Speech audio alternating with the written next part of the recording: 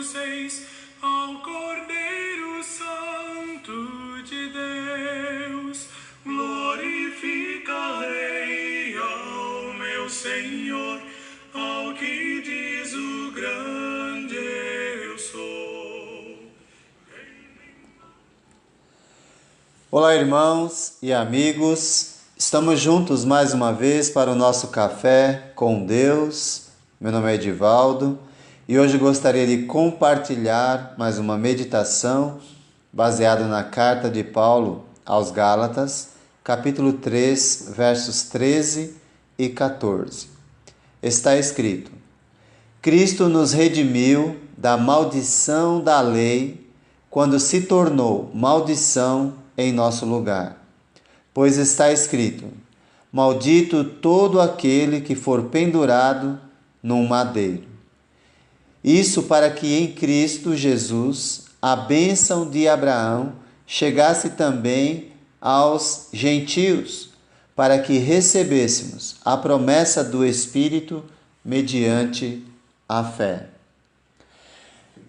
Jesus nos livrou da maldição da lei ou da condenação da lei, que exige punição para os que se rebelam ou para os que não cumprem a lei. Ao se tornar maldição em nosso lugar, Jesus nos deixou livres para receber a bênção do perdão trazida pelo Evangelho. Sem Jesus, nós não teríamos a mínima condição de ficarmos livres da maldição imposta pelo pecado em nossa vida. Cristo nos resgatou da maldição da lei, fazendo-se maldição por nós. Essa citação de Paulo: maldito todo aquele que for pendurado no madeiro, está em Deuteronômio, capítulo 21, verso 23. Ou seja, tudo isso é cumprimento das profecias relacionadas a Jesus. Cristo nos resgatou significa que Ele nos libertou pagando o preço exigido por esse resgate. Por isso que a ideia de tudo isso é que nós fomos comprados por um alto preço. Agora nós somos livres. Nós éramos escravos e alguém nos comprou. Agora somos livres em Cristo.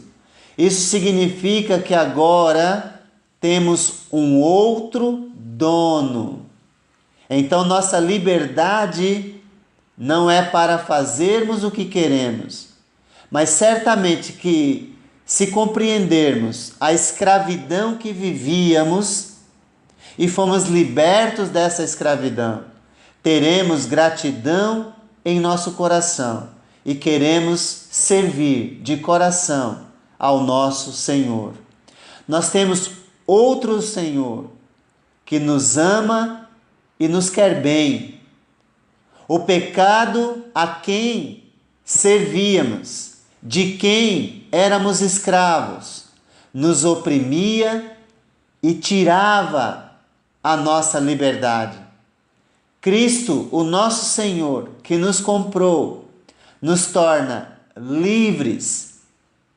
Ele nos ama, Ele nos quer bem, Ele não nos oprime. A lei proferia a bênção ou a maldição, mas não podia proporcionar a bênção devido à desobediência do homem. E assim, a maldição recaiu sobre Cristo, que tomou o lugar do homem na cruz. Debaixo da maldição imposta pela lei, aquele que não conheceu o pecado Deus o fez pecado por nós, para que nele e através dele fôssemos feitos justiça de Deus. Certamente Deus está nos dando grande oportunidade de caminharmos em direção a Ele, para sermos libertos por Ele. Pois caminhar sem Deus é caminhar para a destruição da qual Cristo deseja nos livrar. Se agora temos como nos aproximar de Deus, debaixo da sua bênção, devemos lembrar que não há nenhum mérito da nossa parte. Foi Deus quem tomou a iniciativa para nos dar oportunidade de estar e permanecer em sua presença.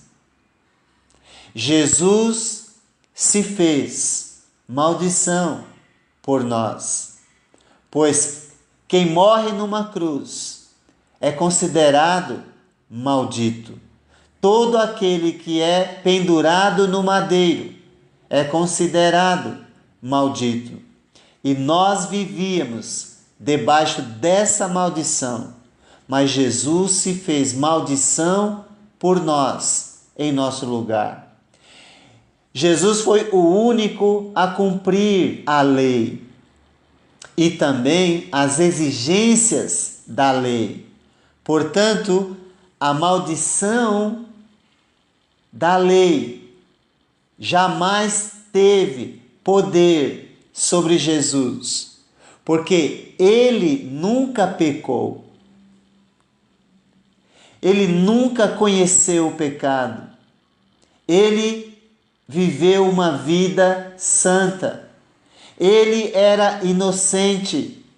Ele não tinha a mancha do pecado. Ele era separado dos pecadores e foi feito mais sublime do que os céus. É o que nos diz Hebreus capítulo 7, verso 26, onde está escrito: porque nos convinha, era necessário, tal sumo sacerdote, santo, inculpável, imaculado, separado dos pecadores e feito mais sublime do que os céus. Nós fomos comprados e fomos comprados por alto preço. Isso deveria gerar em nós uma explosão de alegria que nos conduzisse a glorificar a Deus com tudo que temos e tudo que somos durante todo o tempo. Isso deveria gerar em nós um compromisso inigualável, totalmente comprometido com Deus e com sua obra. Deus nos abençoou, lançando sobre Jesus a maldição que nós merecíamos.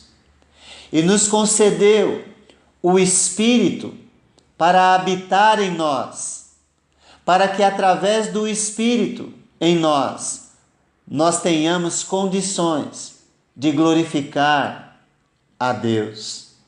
Aliás, é deste modo que nós devemos usar o nosso corpo, que é santuário do Espírito de Deus. Existe uma expressão na carta de Paulo aos Colossenses, no capítulo 4, verso 5, que nos incentiva a remir o tempo. Isso significa fazer bom uso do tempo que Deus nos deu, ou bom uso de cada oportunidade que Deus nos dá. Isso implica em se aproveitar cada oportunidade para manifestar a fé que se tem. Com esse pensamento, eu pergunto: você realmente compreende o que Jesus fez por você? Se compreende, pergunto: o quanto isso tem afetado a sua vida? Na transformação dos seus atos e atitudes, no serviço a Deus, o quanto você se envolve no serviço a Deus, motivado pelo fato de Jesus ter assumido o seu lugar, o meu lugar, de ter se tornado maldição para nos dar liberdade para servi-lo. O quanto isso tem influenciado você no tratamento com as pessoas. Ele se tornou maldição em nosso lugar. Ele se fez pecado por nós. Por que ele fez isso? Talvez você diga: por amor. Porque ele quer o nosso bem, etc. E você está certo. Mas ele fez tudo isso para que nós o glorificássemos com a nossa vida em cada oportunidade, em todo o tempo. Hoje é mais uma oportunidade que ele nos dá. Portanto, glorifique a Deus com a sua vida, fazendo a vontade dele e não a sua própria vontade. Que Deus te abençoe. Senhor da terra, céu e mar, lhe obedece a Cristo.